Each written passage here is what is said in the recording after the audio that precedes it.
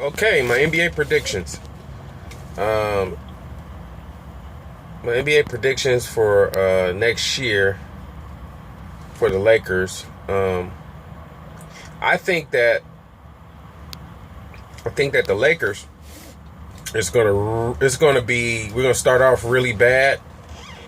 Probably the first 20 games. Out of the first 20 games, I'm going to guess that we're going to win maybe about 5 to 6 out of the first 20 games. We're going to do really bad in the beginning, and that may hurt us.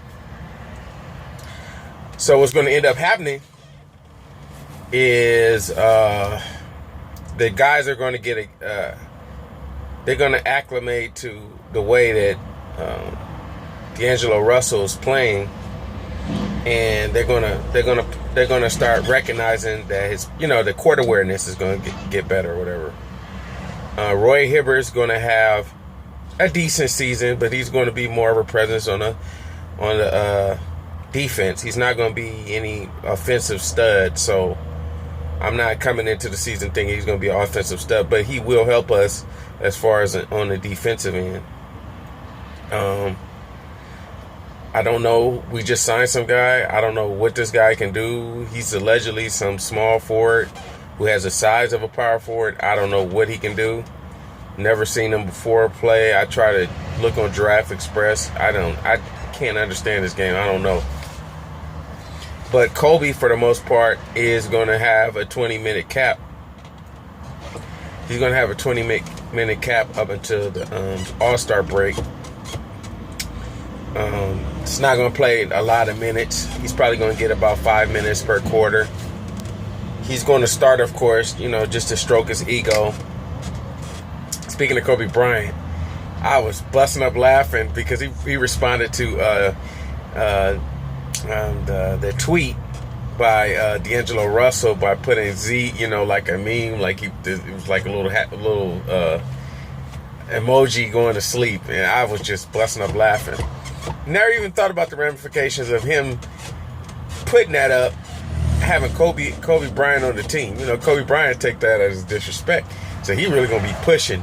He's gonna really push D'Angelo Russell. I don't know how that's gonna play out. I think they may bump heads, but it's only gonna be 1 year. So it's gonna be very competitive. The first 20 games we're probably gonna only win 5. At first 20 games, I think we're only gonna win 5. Then it's gonna be like, are they gonna fire? Are they gonna fire Byron Scott? Is he gonna get fired? That's gonna be the talk. Like that's gonna be the talk. And is Byron Scott gonna get fired? And blah blah blah. All that media hype. But they'll start to pick it up. My prediction. Out of 82 games, Lakers are going to win about 38, anywhere between 38 to 40. Barely 500 team. No big expectations this year. I think Clarkson's really going to shine. He's really going to step up his game. He's going to really have some highlight material. I really don't think Julius Randle's going to have that great of a season because the expectation is going to be very high from the Laker Nation, Laker fans, and we're going to expect him to play a certain way. And I don't think that, with the exception of a couple good dunks, he's not going to have the season that we think that he's going to have. That's my prediction. That's just what I personally think. I think he's a good player, but I think that it's a lot of stuff that he has to learn on the court. I think next year he'll be a way better player than what he'll be this year, because this year it's just like he's getting thrown out there and he's expected to put up these big monster numbers like he did at Kentucky. And while he's going to have a respectable season, maybe 6 boards, 10 points, 2 assists, something like that. Nothing special. I think D'Angelo Russell's going to have a great season once the other teammates get their court awareness up. This is going to be a a season more built on the nucleus. D'Angelo Russell, Jordan Clarkson, and the young guys. This is for the young guys to really develop and get as much knowledge as they can from Kobe. But knowing Kobe, he's going to, second half of the season, they're going to boost his minutes up, and he's going to go full throttle. 40 minutes a game, 45 minutes a game after the All-Star break, trying to push for a playoffs. And he's going to shoot 80 shots if it takes him to get to the playoffs, because he wants to get to the playoffs this last season. He's going to push hard. So, number one, this is my predictions by April. Number one would be the Spurs. They really got a lot better with LaMarcus Aldridge and West taking that pay cut. They're going to be significantly better. So I think the Spurs are going to have the spot because their depth is going to be something else. They have players that can sit. I believe they lost that one guy. I forgot what his name was. He was decent, but David West is a higher caliber player. So Spurs will be number one. Warriors, they're going to be number two. They're going to be special. I believe for some reason the Clippers, they're going to have a good season, so they're going to be number three. I got Spurs 1, Warriors 2, Clippers 3. I have Houston at that 4th slot. I think that Houston, with them acquiring Ty Lawson, that was a great acquisition. They're pretty much taking the headache from Houston, and Lawson and Harden. That's going to be a hell of a combo right there. He's got some kind of help now, but his game is mainly ball-centric, so I don't know how it's really going to work. I don't know if Ty Lawson can play off the ball, because Harden is ball. He's heavy. He has to have that ball in his hand. It's like Carmelo Anthony. He has to have the ball in his hand.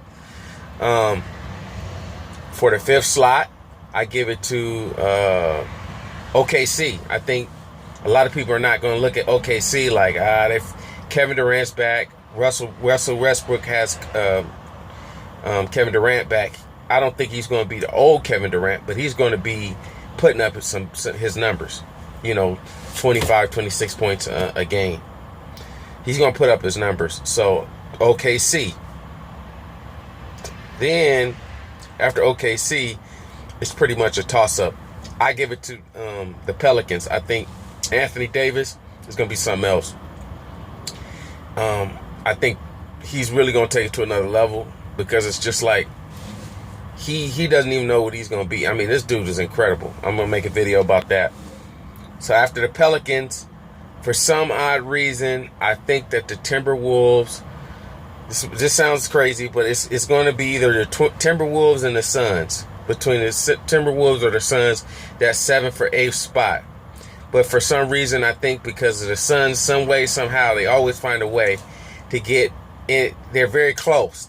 No matter what team they have, they're always close to being a little bit above 500. They're going to get that 7th spot. I'll give it to the Suns. And the 8th spot, it's going to be a dogfight. It's going to be the Timberwolves. It's going to probably be either between the Timberwolves, the Lakers, the Mavericks. The Mavericks just got JaVale McGee. Decent. Since you couldn't get DeAndre, you had to get some kind of athletic center. So that's my predictions. I think the Lakers, we're not going to make the playoffs, but we'll be in contention for that 8th seed, because Kobe's going to play his heart out. He's going to chuck up 60, 70 shots if it takes him to win. So we'll see. Hopefully you like this video. I'm Eddie Starr. Like, comment, subscribe. Peace.